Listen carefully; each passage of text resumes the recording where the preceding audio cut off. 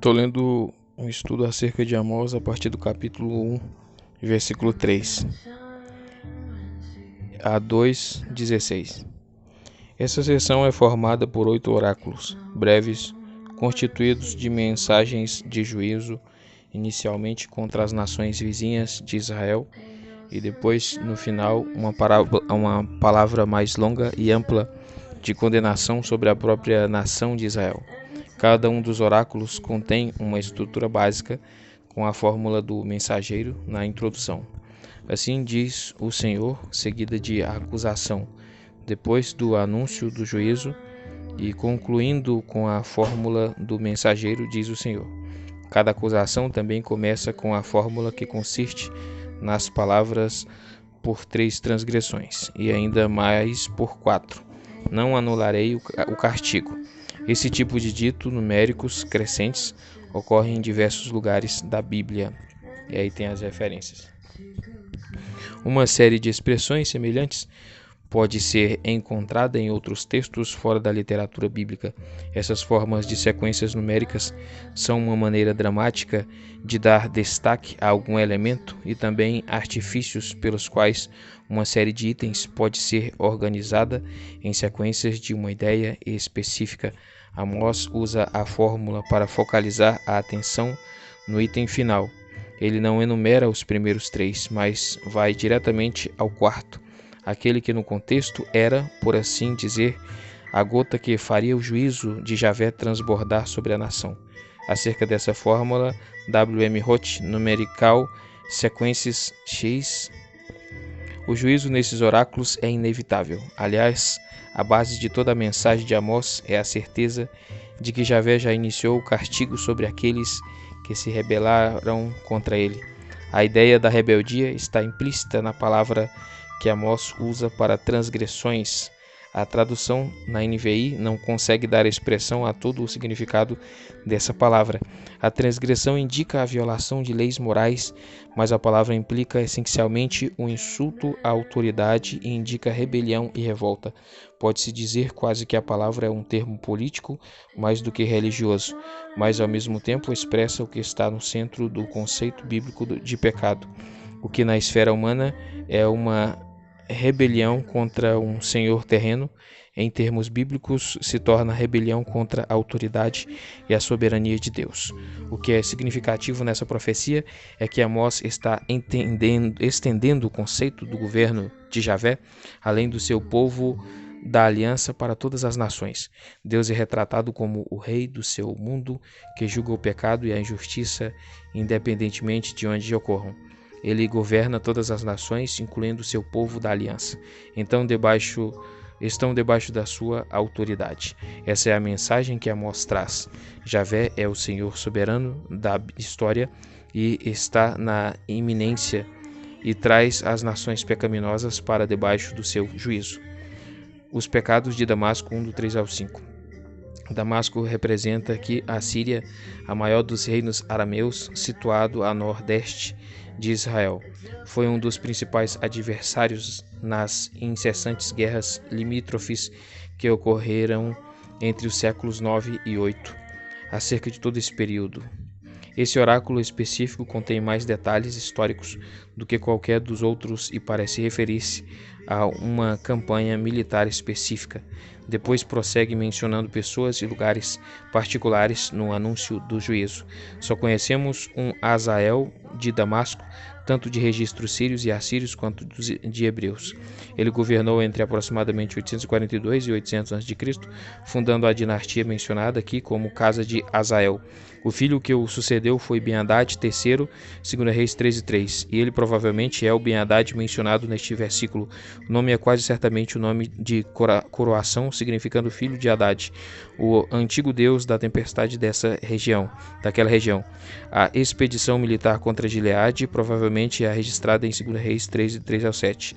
A mesma metáfora que Amós usa, trilhou Gileade com trilhos de ferro pontudos, é usada em 2 Reis 13, 7, em referência à forma desumana com que os sírios trataram o povo de Israel. O evento pode ser datado de cerca de 850 a.C. O juízo contra a Síria seria a destruição total das suas cidades e o exílio do seu povo. Os assírios iriam quebrar a grande porta de Damasco e levar o seu povo para o cativeiro. Os eventos se cumpriram como Amós havia predito, quando a dinastia arameia desmoronou sob o ataque de Tiglat-Pileser, como resposta ao pedido de Acás, rei de Judá, seu vassalo, 2 Reis 16, 5. Os lugares mencionados no versículo 5 não são facilmente identificados, com exceção da cidade de Damasco. O vale de Aven pode ser uma revocalização das consoantes do nome On, que provavelmente deva ser identificado com Baalbec, uma cidade não muito distante ao norte de Damasco. Bet-Eden tem sido identificada com Bit Adine, uma cidade-estado arameia na região superior do Eufrates, mas isso é incerto. De acordo com o 9.7, Kir era o lar original dos arameus. Não é possível identificar o lugar com exatidão, mas provavelmente é um local na Mesopotâmia. 2. Os pecados da Filístia, 1, do 6 ao 8. O oráculo começa com a fórmula padrão, destacando a importância dos crimes que a nação havia cometido na época de Amós. Os filisteus tinham praticamente perdido a sua identidade como um povo distinto dessa época, tendo se misturado com os habitantes locais da planície costeira da Palestina e estando sob a soberania parcial de Judá. Os peletitas, mencionados em diversos lugares como mercenários no exército de Davi, provavelmente eram filisteus. Parece claro, no entanto, que as cidades-estado dos filisteus tinham conseguido conservar algum tipo de autonomia e, à medida disso, pode ter aumentado nos anos posteriores à divisão do Reino Unido. O pecado dos filisteus foi a preservação do tráfico de escravos. Gaza, a maior e mais importante cidade dos filisteus, estava bem localizada para negociar nesse comércio desumano, pois ficava no entroncamento de diversos e importantes rotas comerciais. O território invadido não é detalhado, embora provavelmente seja Israel ou Judá. Essas buscas e capturas de escravos só podem ser realizadas quando a nação sob ataque estivesse em defesa, e se Israel foi a vítima, devem ter ocorrido no período em que Jeoacás foi oprimido pelos arameus. Os escravos foram vendidos mais tarde nos mercados de Edom, onde provavelmente foram vendidos novamente para o sul. Observe JL 368, o lugar de Israel proibia expressamente esse comércio, Êxodos 21:16. Em virtude de seu crime, os estados filisteus seriam subjugados e destruídos. Amós mencionou pelo nome 4 de 5 cidades-estado. A omissão notória de Gat suscitou uma variedade de problemas, incluindo a suspeição de que esse oráculo pressupõe a destruição de Gat em 711 a.C. pelos exércitos de Sargão por causa da sua participação na rebelião contra a Síria, Isaías 20.3. No entanto, há outras possibilidades que oferecem uma explicação melhor para a ausência do nome. Gat, com frequência, era incluída no território judaico e pode ter estado sob a autoridade de Asdod nesse período. 3. Os pecados da Fenícia, 1, 9 e 10. Oráculo contra Tiro, representando toda a nação da Fenícia, constituía, seguindo o padrão, mas preenche os detalhes de forma ligeiramente diferente dos ditos anteriores acerca de Damasco e Gaza. Os fenícios foram talvez a maior nação de comerciantes do mundo antigo, e a compra e venda de seres humanos semelhantes a eles era provavelmente apenas mais uma faceta dos seus amplos negócios. Tiro havia suplantado Sidom com a cidade dominante da época de Amós e era famosa em todo o leste do Mediterrâneo por causa do seu amplo comércio. 1 Samuel 23 e Ezequiel 27. O crime dos fenícios era semelhante ao dos filisteus. Versículo 6. Porque levou cativas comunidades inteiras, é possível que se deva ler Arã, Síria, no lugar de Edom. No final desse versículo, a diferença entre as duas palavras no hebraico é pequena e a formulação atual pode ter resultado da confusão com o oráculo anterior por parte de um escriba, sim, ICC, a sua culpa é mais abrangente e profunda, porque não se lembraram da aliança de irmãos Ara, versículo 9. Isso é uma referência a algum tratado feito entre Tiro e outro estado. A fraternidade era um elemento essencial nos tratados internacionais nessa época, porque incluíam obrigações mútuas entre partes que eram semelhantes às que existiam entre membros de uma família. É possível que a aliança mencionada seja feita entre Salomão e Irão, em 1 Reis 5:19 e 9:13. Acerca desse assunto, veja mais detalhes em J. Priest, The Covenant of Brothers, 1964, página 400/1, que é 400 e 401.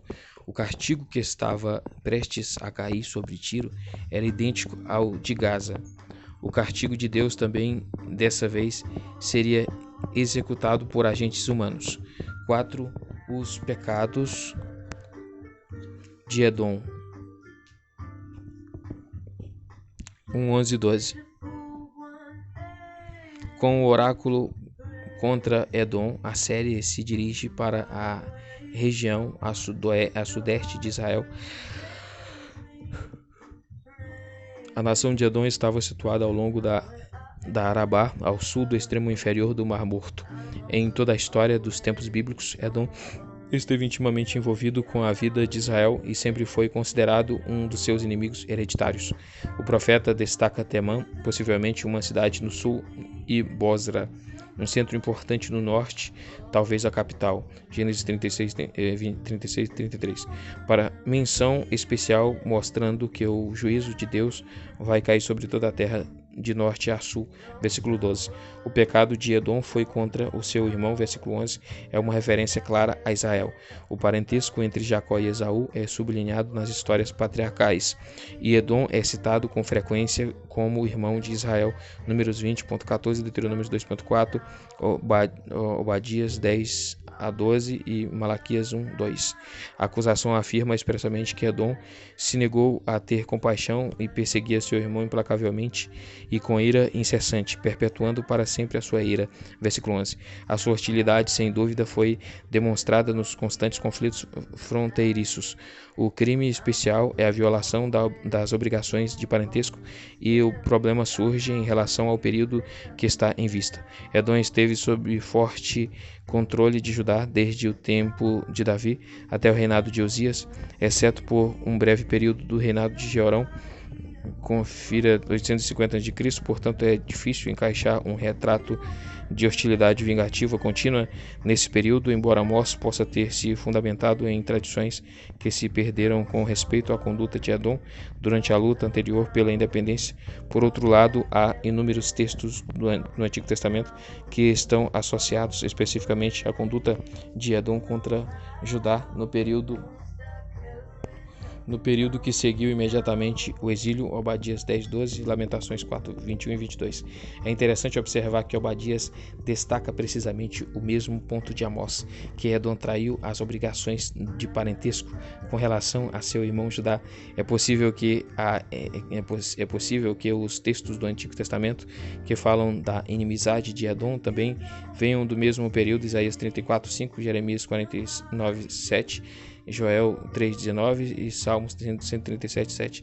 Edom explorou o colapso de Judá ao máximo, agindo de forma vingativa contra refugiados e constantemente se apropriando do território de Judá no sul. JL+.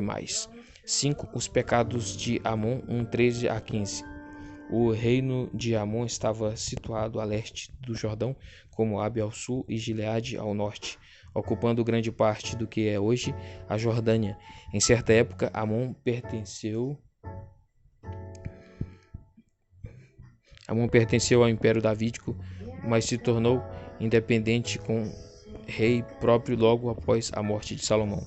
A referência no versículo 13 aparenta ser um período de conflitos fronteiriços.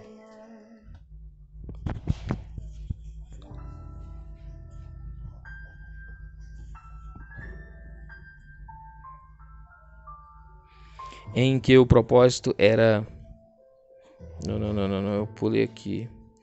Conflitos fronteiriços conduzidos pelos amonitas para expandir o seu território para dentro de Gileade. O ato especialmente desumano de matar mulheres grávidas nessa área às vezes era uma característica de guerra naqueles tempos e, aliás, também acontece em dias mais recentes. Era especialmente comum em guerras fronteiriças em que o propósito era aterrorizar e também dizimar a população residente. O castigo de Javé é descrito em termos militares. O inimigo iria varrer Rabá e a capital dos Amonitas, no local da atual Amã, com ventos violentos num dia de tempestade, consumindo a cidade com chamas e destruindo tudo que estivesse diante dele.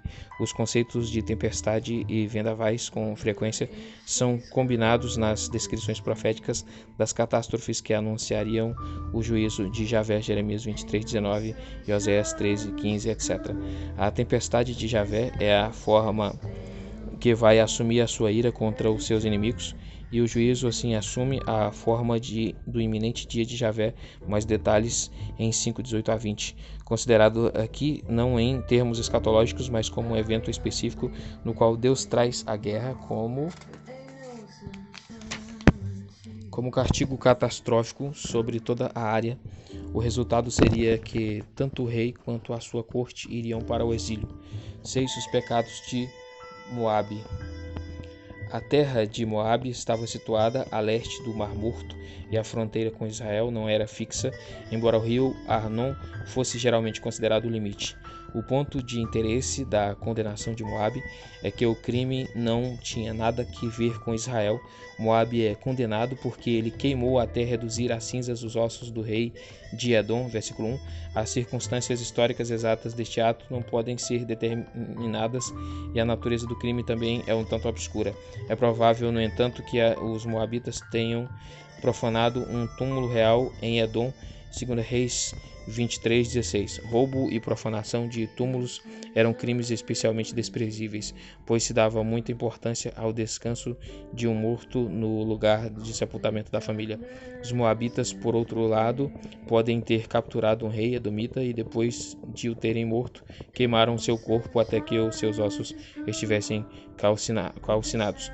Isso parece ter sido um tratamento reservado somente a criminosos na cultura da época. Gênesis 38:24, Levíticos 20:14 e 21:9. Mais uma vez, o castigo a ser retribuído a eles é o desastre militar completo, versículo 2, e a retirada de todo o poder e autoridade, versículo 3.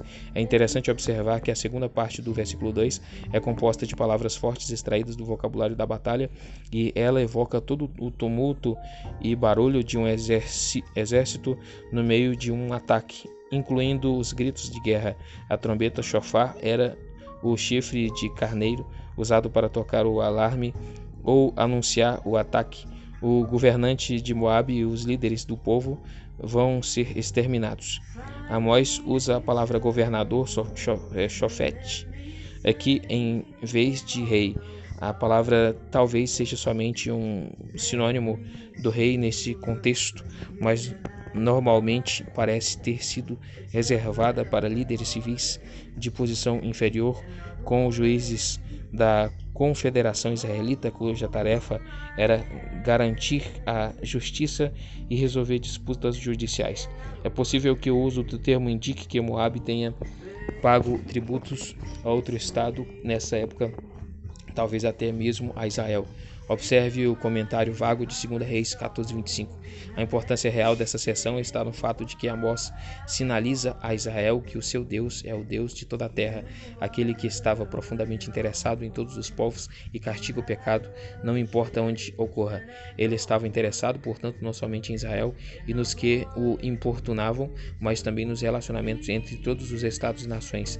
As leis de conduta que haviam sido reveladas a Israel eram válidas além de todos os limites internacionais. Javé não era simplesmente um Deus tutelar interessado somente no seu próprio povo, mas era o Deus que exigia justiça e equidade entre as nações, pois o seu governo estendia-se a todos os homens e em todas as circunstâncias. 7. Os pecados de Judá 2, 4 e 5. Esse oráculo leva a atenção da periferia para o centro geográfico. O círculo de oráculos deu a volta por todas as nações vizinhas, faltando agora somente Judá e Israel no centro. O pecado de Judá, versículo 4, não é tão específico ou concreto como as acusações em outros oráculos nesta série. A acusação dirigida contra Judá é a de desobediência e apostasia em geral, a rejeição proposital das exigências de Javé para a sua vida nacional individual. Os versículos destacam o conceito bíblico do pecado como o estado de rebelião ativa contra Deus, demonstrada no fato de que rejeitaram a lei do Senhor, ou seja, a revelação da sua vontade. O fato de Judá ter negligenciado os seus decretos, os mandamentos específicos de Javé, ocorreu apesar da evidente recuperação da adoração genuína sob a liderança de Uzias. Fica claro que houve somente uma restauração dos aspectos exteriores da adoração, confirmada na expressão porque se deixou enganar por deuses falsos, supostamente o culto a Baal, que ainda eram adorados pelo povo como havia ocorrido no passado. Um grande número de estudiosos tem considerado possível a hipótese de que a acusação particular está fora de sintonia com outros oráculos da série e representa um acréscimo inserido na profecia por editores posteriores. A genuinidade dessas palavras é defendida de forma convincente por Hamershaimb, página 45 a 46. 8. Os pecados de Israel, 2 do 6 ao 16. Amós agora deu a volta completa e chegou ao verdadeiro público a quem a sua mensagem foi principalmente dirigida. As diversas nações à volta de Israel foram consideradas. Ao fazer isso, ele preparou a sua acusação final contra o próprio povo de Israel. A concordância silenciosa dos seus ouvintes com as declarações de juízo anteriores foi, na verdade, uma autocondenação. Ao condenar os outros, estavam se condenando a si mesmos. Amós inicia a sua condenação da nação com uma lista de pecados do povo. O oráculo contra Israel é muito mais longo e complexo, tanto na estrutura quanto no estilo, do que os oráculos anteriores contra as nações vizinhas. Isso era de esperar, visto que a acusação é uma lista ampliada dos pecados de Israel. O anúncio do castigo propriamente dito só começa no versículo 13, em que a exclamação agora então introduz a proclamação do castigo de Deus sobre a nação.